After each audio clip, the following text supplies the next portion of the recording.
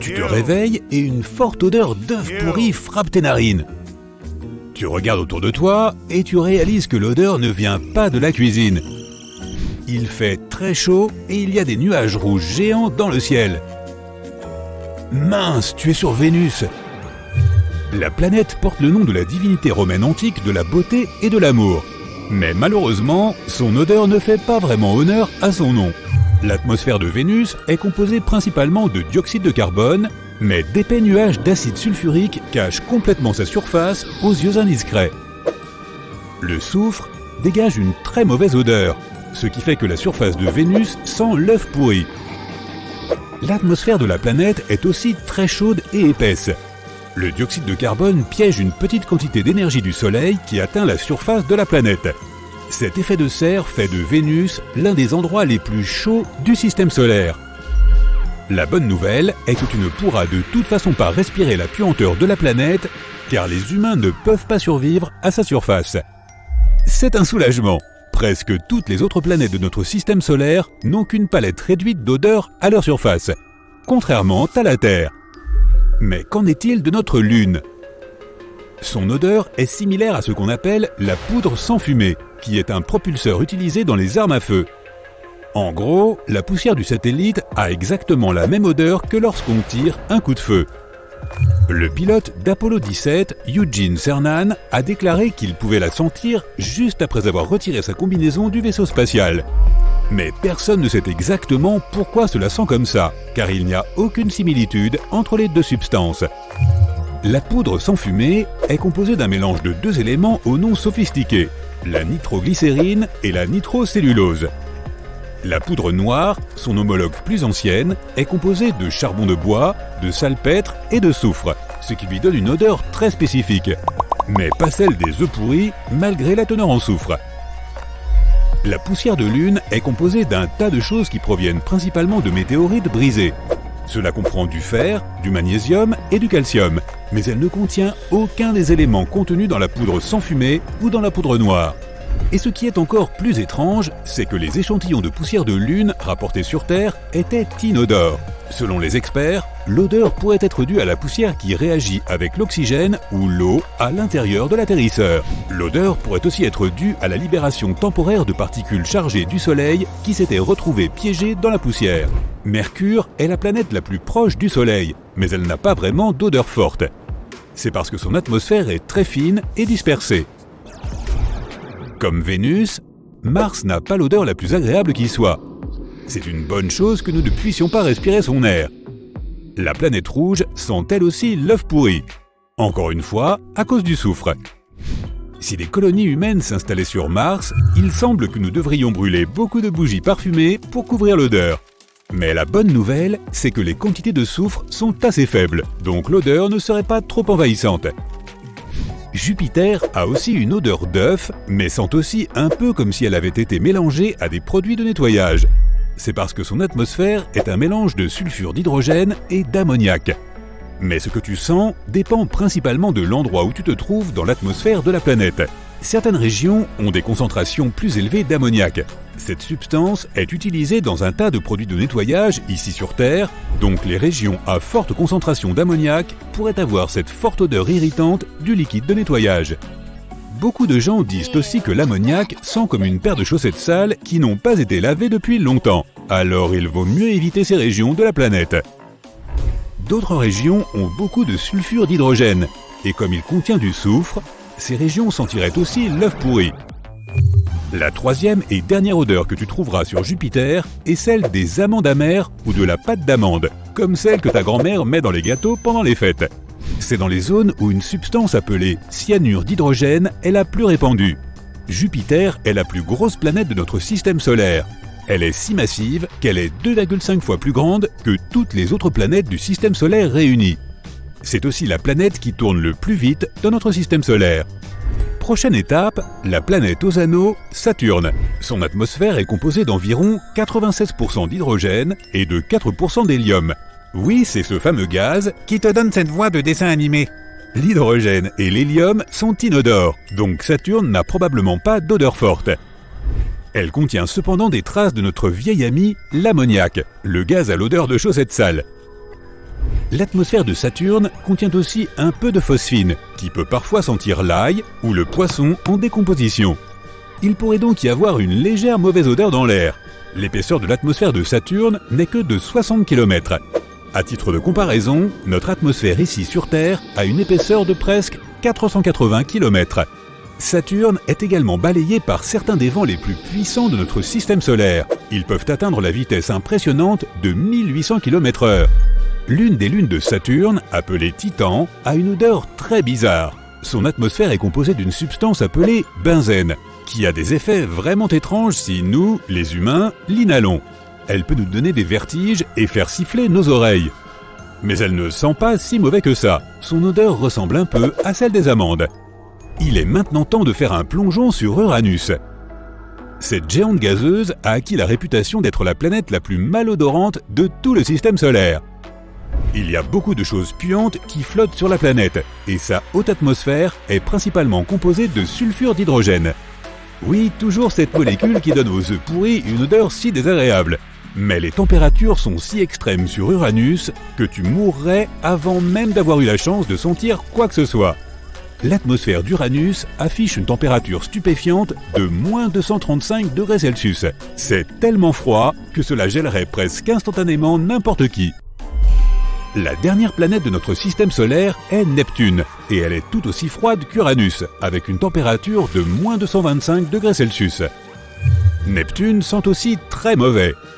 Certains scientifiques disent qu'elle sent les algues échouées sur le rivage. D'autres disent encore qu'elle sent l'œuf pourri, car elle contient un tas de molécules de sulfure d'hydrogène. Mais comme sur Uranus, tu n'auras pas le temps de respirer cette odeur désagréable. Étant la planète la plus éloignée de notre Soleil, elle est sombre, d'un froid glacial et balayée par des vents supersoniques. Personne ne serait capable de survivre face à l'un des ouragans glacés qui font constamment rage sur la planète. Neptune est la seule planète de notre système solaire qui ne soit pas visible à l'œil nu. Nous avons parlé des planètes, mais quelle est l'odeur de l'espace lui-même ? Eh bien, l'espace est principalement un vide, ce qui signifie qu'il ne contient en fait aucune molécule. Donc, il n'y a pratiquement rien à sentir. Mais certains astronautes ont déclaré que l'espace sentait un peu la viande grillée ou le métal chaud. Cette odeur est le plus souvent signalée dans les premiers instants après que les astronautes soient rentrés dans le vaisseau spatial. Ils ferment le sas, repressurisent et retirent ensuite leur casque. Mais il existe un tas de théories suggérant que l'odeur de viande ne soit pas vraiment due à l'espace. Elle provient soit de l'équipement qui fait fonctionner le sas, soit des interactions entre les particules spatiales et les combinaisons spatiales. L'astronaute Tony Antonelli a déclaré que l'espace a clairement une odeur qui est différente de tout le reste. En parlant de ses collègues qui rentrent dans le vaisseau, un autre astronaute, Don Pettit, a dit qu'il avait remarqué que cette odeur était sur leurs combinaisons, leurs casques, leurs gants et leurs outils. En revanche, nous savons avec certitude que les comètes ont une odeur. Si tu pouvais inhaler une grosse bouffée d'une comète, tu te sentirais probablement étourdi et peut-être même malade. L'odeur des comètes est comme un mélange d'œufs pourris, de vieilles chaussettes puantes, d'amandes, et il y aura aussi un soupçon de laboratoire de dissection biologique. Le bon côté des choses, c'est que la présence de sulfure d'hydrogène et de dioxyde de soufre bloquerait ton odorat après la première bouffée. Donc au moins, la puanteur ne durerait pas. La mauvaise nouvelle, presque tous les ingrédients qui composent l'odeur d'une comète sont toxiques. Alors tu voudras probablement éviter d'entrer en contact avec eux. À l'époque des missions Apollo, les astronautes qui revenaient de la Lune ont affirmé que la poussière lunaire, cette poussière grise semblable à du sable, qui recouvre une grande partie de la surface du satellite, sentait et avait le goût, oui, ils l'ont vraiment goûté, de la poudre à canon. Mais la poussière de Lune n'a rien à voir avec la poudre à canon. Environ la moitié de sa composition est du dioxyde de silicium vitrifié, provenant d'impacts de météorites. Elle frappe la surface de la Lune à des vitesses incroyables. Waouh! La température élevée transforme le sol en verre et l'impact le brise juste après, créant cette poussière grise et collante. Le reste des ingrédients de la poussière de Lune sont des minéraux tels que le fer, le calcium et le magnésium, tandis que la poudre à canon à l'ancienne se compose principalement de salpêtre, de charbon et de soufre. En d'autres termes, la poussière de Lune ne devrait pas sentir la poudre à canon, mais c'est pourtant bien le cas. Par ailleurs, lorsque les astronautes en ont ramené des échantillons sur Terre, il n'y avait plus d'odeur du tout. Une explication pourrait être le fait que la surface lunaire s'apparente d'une certaine manière au désert de sable sur la Terre, comme celui du Sahara. Il est extrêmement sec et aride. Lorsque tu renifles l'air dans un désert, tu ne sens rien. Mais si tu te fais surprendre par la pluie là-bas, l'humidité fera remonter toutes sortes d'odeurs du sol qui étaient auparavant piégées dans le sable sec. Il pourrait se passer quelque chose de similaire avec la poussière de Lune. Lorsqu'elle se trouve à la surface de celle-ci, elle ne sent rien du tout, même si les astronautes ne pouvaient pas la renifler avec leur combinaison spatiale bien entendu. Mais lorsqu'elle a été ramenée à l'intérieur du module d'alunissage, la poussière est entrée en contact avec l'humidité de l'air et a commencé à émettre son odeur étrange. Une autre raison à cela pourrait être une réaction de la poussière de Lune au vent solaire. Les particules ionisées du Soleil frappent la surface de la Lune et y demeurent. Il n'y a pas d'atmosphère épaisse pour la protéger de ces ions, de sorte qu'ils voyagent librement jusqu'au sol. Ils sont très légers et peuvent donc s'envoler au moindre impact. Ainsi, lorsque les astronautes ont apporté ces échantillons de poussière de Lune à bord du module d'alunissage, les particules ont pu commencer à se déplacer et à dégager cette odeur spécifique. Cela pourrait aussi expliquer pourquoi ces échantillons n'ont pas gardé leur odeur lorsqu'ils ont été ramenés sur Terre. Comme ces particules sont si légères, elles ont pu s'échapper des échantillons dès qu'ils ont été ramenés à bord du module, et lorsqu'ils ont été placés dans des récipients hermétiques, il ne restait que peu ou pas d'ions sur eux. Une autre explication est que ces récipients hermétiques n'étaient pas si hermétiques que ça après tout. La poussière de Lune est essentiellement composée de très petits cristaux, aux bords extrêmement pointus. Contre toute attente, ils auraient pratiqué de minuscules entailles dans les joints, laissant entrer l'air et l'humidité, et les particules ionisées se seraient donc échappées des conteneurs. Les scientifiques pensent qu'ils devraient étudier cette poussière sur la surface de la Lune elle-même, afin de comprendre ses propriétés. Il y a des centaines de milliers de cratères à la surface de la Lune, produits par la chute d'astéroïdes. Mais l'un d'entre eux a attiré beaucoup d'attention. Il s'est avéré être non seulement un cratère d'impact, mais également un tube, ressemblant à l'entrée d'un réseau de grottes. Les scientifiques ont détecté une forme d'écho spécifique qui suggère qu'une zone creuse se trouvait en dessous. Ils ont également découvert des motifs d'écho similaires à quelques endroits proches du trou. Il pourrait donc y avoir d'autres tubes lunaires. Mais celui-ci, en l'occurrence, pourrait accueillir un terrain de football tout entier. Les chercheurs pensent que la surface pourrait abriter un vaste monde géologique. Ce pourrait être un bon abri pour les astronautes qui atterrissent sur la Lune, ou même un futur port en raison d'une colonie lunaire. Personne n'a jamais réussi à rester sur la Lune pendant plus de 3 jours, en raison des conditions qui règnent sur le satellite. Des températures extrêmement variables, une faible atmosphère, pas de champ magnétique pour protéger la vie de choses comme les radiations ou le vent solaire. Les astronautes portent des combinaisons spatiales, mais elles ne peuvent pas les protéger pendant de longues périodes. Un tube de lave, lui, le pourrait. Lorsqu'une coulée de lave refroidit, elle se recouvre d'une croûte dure qui s'épaissit ensuite et crée un dôme au-dessus d'elle. Elle continue de couler, mais lorsqu'elle s'arrête, le canal peut enfin se vider. Et c'est ainsi qu'apparaît un tube creux. Notre planète a aussi des tubes de lave, mais ils ne sont pas aussi grands que ceux que l'on trouve sur la Lune. En 1178, je n'étais pas encore né, au moins 5 personnes en Angleterre ont affirmé avoir vu la Lune se fendre en deux depuis son bord supérieur. Elle avait la forme d'un croissant au moment de l'événement. Lorsque la fente s'est élargie, du feu a commencé à en sortir. Le moine qui en a fait la chronique l'a décrit ainsi. Une gerbe enflammée a jailli, crachant du feu, des charbons ardents et des étincelles. Ensuite, la Lune a commencé à se mouvoir et à palpiter. Mais elle s'est rapidement arrêtée et a pris une teinte légèrement plus foncée. L'événement n'a cependant pas reçu beaucoup d'attention de la part des scientifiques avant la deuxième moitié du XXe siècle. Des chercheurs ont étudié cette chronique et ont découvert qu'il y avait un énorme cratère de 22 km de large sur la surface de la Lune, à peu près à l'endroit décrit dans le manuscrit. Seul un très gros astéroïde aurait pu laisser une telle marque sur la face du satellite. Et lorsqu'ils l'ont examiné de plus près, ils ont découvert qu'il était assez récent pour un événement cosmique. En fait, il aurait pu apparaître il y a environ 800 ans. Mais dans ce cas, des millions de fragments de l'astéroïde et de la Lune auraient également dû frapper la Terre. Et les gens auraient alors assisté à une incroyable pluie de météorites. Elle aurait été très brillante, et les souvenirs de cette pluie auraient été certainement consignés dans les archives. Mais cela ne s'est pas produit. De plus, de nombreux scientifiques affirment que ce cratère n'est pas aussi jeune qu'il n'y paraît. La théorie la plus répandue et la plus plausible est qu'il est entre 1 et 10 millions d'années. S'il était apparu aussi récemment qu'il y a 800 ans, certaines parties de la surface de la Lune à l'intérieur et autour du cratère auraient été encore chaudes en raison de l'impact. L'explication la plus probable de ce qui s'est réellement passé en 1178 est que les observateurs ont eu la chance de voir un astéroïde tomber vers la Terre et brûler dans l'atmosphère de notre planète. Le spectacle aurait été incroyable. Et vu sous un certain angle, l'explosion de l'astéroïde aurait vraiment pu donner l'impression que c'était la Lune qui entrait en éruption. Cela expliquerait pourquoi il y a si peu de témoins du phénomène. L'endroit d'où il était possible d'y assister, tel qu'ils l'ont décrit, ne s'étendait que sur quelques kilomètres. Quant aux événements avérés sur la Lune, de l'eau et de l'oxygène y ont été découverts de façon inattendue il n'y a pas si longtemps. L'eau aurait pu être amenée sur le satellite par des astéroïdes frappant sa surface. Beaucoup d'entre eux transportent des molécules d'H2O, et celles-ci sont laissées sur la Lune en quantité infime après l'impact. Mais il n'y a que très peu d'eau. En comparaison, même le désert du Sahara en contient plus que toute la Lune.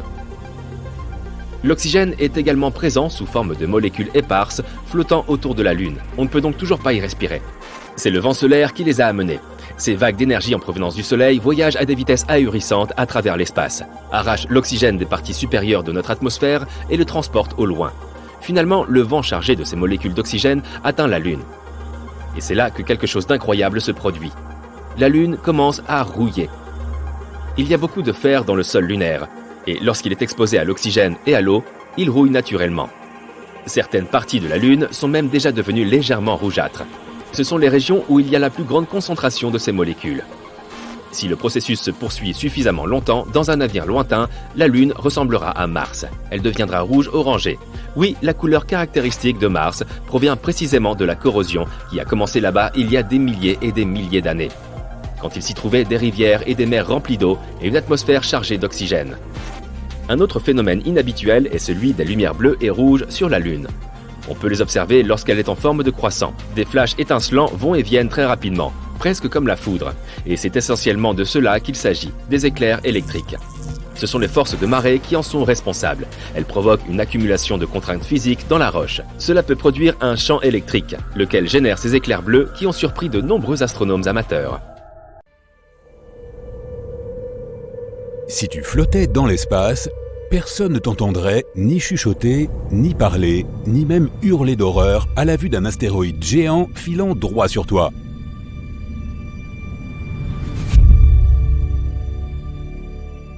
Ce n'est pas seulement parce que tu serais loin de la Terre, mais le son a besoin de matière pour se propager. Les sons ne sont que des vibrations de molécules et d'atomes dans un milieu comme l'eau ou l'air. Tu captes les ondes sonores par ton canal auditif et ton tympan. Ces vibrations, une fois reçues, se transforment en signaux électriques pour que notre cerveau puisse les comprendre et les reconnaître. La fréquence des sons que les humains peuvent entendre se situe entre 20 et 20 000 Hz. Le son se déplace 4 fois plus vite dans l'eau car les molécules sont plus proches les unes des autres que dans l'air. Naturellement, il se déplace plus vite dans l'acier que dans l'eau et dans l'air. Le son naturel le plus puissant sur notre planète est celui produit par un volcan en éruption. Ce n'est pas sûr à 100%, mais les scientifiques pensent que l'éruption du Krakatoa en 1883 était probablement le son le plus intense que l'humanité ait jamais eu l'occasion d'entendre. Il a explosé avec une force énorme, détruit son île et libéré 20 millions de tonnes de soufre dans l'atmosphère. Des gens l'ont même entendu à 4800 km de distance. C'est comme si quelqu'un produisait un son à New York et que les gens l'entendaient jusqu'en Irlande. Le son peut prendre de nombreuses formes, mais les humains le connaissent surtout sous la forme d'ondes de pression qui se déplacent dans l'air. Le son se déplace plus lentement à travers les gaz lourds et l'air froid. Il se déplace plus rapidement dans les gaz plus légers, par exemple l'hélium. Il n'y a pas d'eau ni d'air dans l'espace, donc le son n'a rien à parcourir. Notre atmosphère est composée de 10 billions de billions d'atomes. C'est comme une soupe très épaisse et cela permet au son de se propager. Il n'y a que 10 atomes par mètre cube dans l'espace. Cela signifie que l'espace est vide et silencieux. Mais ça n'a pas toujours été le cas. L'univers a entre 10 et 20 milliards d'années. Il est apparu à la suite du Big Bang. Cet événement ne fut pas l'explosion d'un point unique et précis de l'espace, mais plutôt l'apparition de l'espace même, partout dans l'univers et au même moment. À l'époque, l'univers était comme une boule de plasma chaud. Il était beaucoup plus épais qu'aujourd'hui et le son pouvait donc le traverser. En se développant, l'univers produisait des ondes de choc, et celles-ci, à leur tour, produisaient un grondement cosmique bien plus grave que ce que nos oreilles peuvent normalement entendre. Ce sont les tout premiers sons que l'univers a produits à l'époque où il était encore en formation. Les scientifiques les ont décodés et adaptés à nos oreilles. Avec le temps, l'univers s'étendait. Aujourd'hui, il est beaucoup plus grand, plus vide et plus silencieux. Mais c'est une bonne chose pour nous. Si le son se déplaçait facilement dans l'espace, nous entendrions constamment les explosions, les craquements, les rumeurs et autres sons que les corps spatiaux produisent en permanence. Le Soleil n'est pas silencieux. Ceci est le son des vibrations créées par ses diverses projections, éruptions et autres activités. Le Soleil crée des billions et des billions de watts d'énergie sonore. C'est comme une pulsation, un battement de cœur faible. Cela permet aux chercheurs de découvrir ce qui se passe à l'intérieur du Soleil et de comprendre ses différentes couches. Si ces sons nous parvenaient sur Terre, ce serait comme d'entendre constamment un marteau-piqueur en marche. Si avec l'un de tes amis vous vous promeniez sur la surface de la Lune, vous ne pourriez pas vous entendre parler. Pas d'air, pas de son. Mais cela ne veut pas dire que la Lune elle-même ne produit aucun son. Lorsque le premier vaisseau spatial s'est posé sur la Lune, il a provoqué des impacts qui ont ensuite donné lieu à des tremblements de Lune. Les scientifiques ont sauté sur l'occasion et mesuré les vibrations qui traversaient la Lune à ce moment afin de comprendre sa structure interne. Ils se sont rendus compte que les vibrations provoquées duraient plus longtemps que prévu, et plus longtemps que toutes les vibrations similaires sur Terre. C'était comme si ces tremblements de Lune produisaient un son de cloche. Lors d'un tremblement de terre, l'humidité du sol agit comme une éponge. Elle absorbe l'énergie des ondes qui se propagent jusqu'à ce que leurs effets prennent fin. C'est pourquoi on dit que c'est l'eau qui finit par arrêter un tremblement de terre. La Lune est sèche, comme un gros rocher compact. Les séismes lunaires sont moins intenses. Mais comme il n'y a pas d'eau pour les arrêter, les vibrations vont et viennent plus librement. La roche les arrête à un moment donné, bien sûr, et c'est à ce moment-là que le tintement s'arrête lui aussi. Voyons maintenant ce qu'il en est du son sur différentes planètes. Neptune, Uranus et Saturne sont principalement constitués d'hélium et d'hydrogène. Ces gaz sont bien plus légers que l'atmosphère de notre planète. Donc ta voix y serait généralement d'un son plus aigu.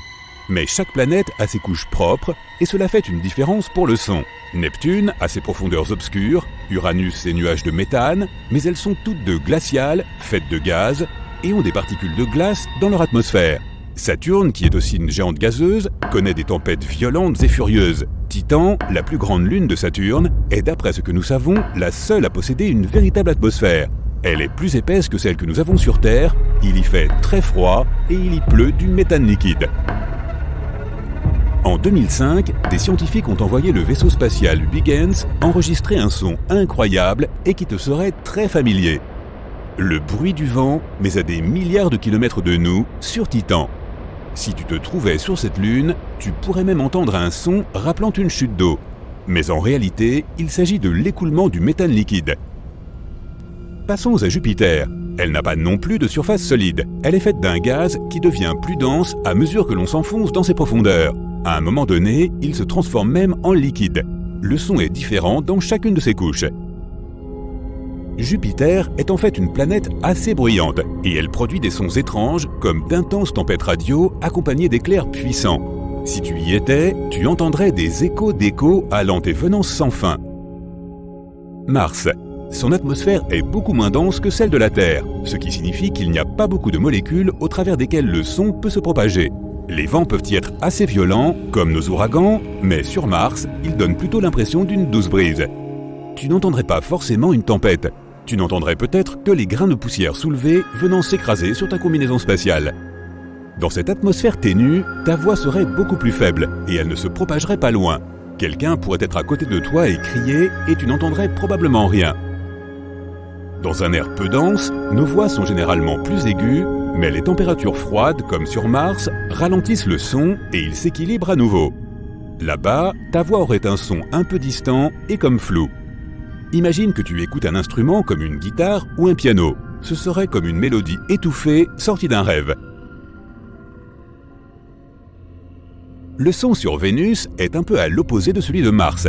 Vénus a une atmosphère dense, beaucoup plus dense que la nôtre, quelque chose entre l'eau et l'air. Là-bas, tu entendrais des sons comme lorsque tu es sous l'eau. L'environnement y est peu différent avec ses 482 degrés Celsius et ses 100 tonnes de pression atmosphérique. Mais disons que si tu as une combinaison spatiale magique qui te protège, tu ne seras pas écrasé ou brûlé. Sur Vénus, tu entendrais le tonnerre. Il y a 40 ans, un engin spatial a atterri avec succès à sa surface et a réussi à tenir presque 1 heure avant de s'éteindre. Il a capté ces sons étonnants de vent puissant.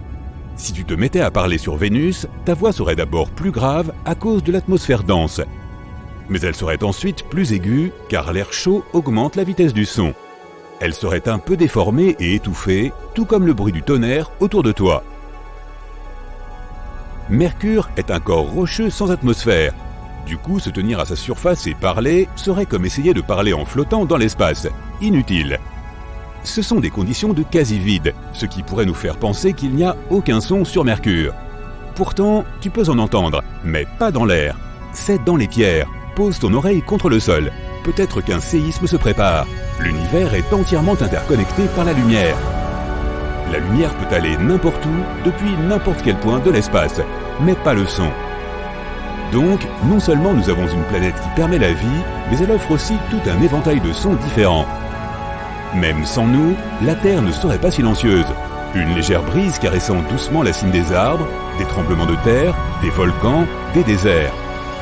L'océan avec ses vagues à la surface et ses bruits effrayants dans les profondeurs. Là-haut, c'est un mystère muet, mais ici-bas, c'est vraiment magique.